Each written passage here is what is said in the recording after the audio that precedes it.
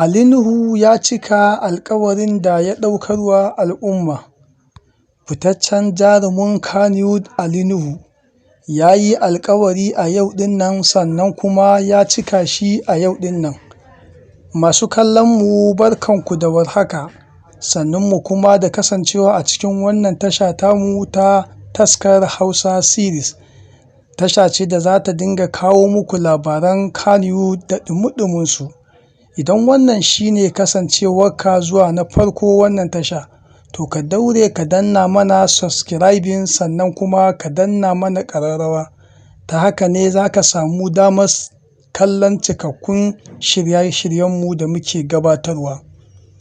Jarumin Ali Nuhu ya wallafa a handle ɗinsa na Instagram cewa a daren yau insha Allahu da ƙarfe 8 za su saki sabuwar waƙa wacce za ta fito daga kamfanin Aminu S. Bono, wanda Garzali Miko za su fafata rawa da shi da wata zuƙeƙiyar yarinya a cikin wannan bidiyon waƙar.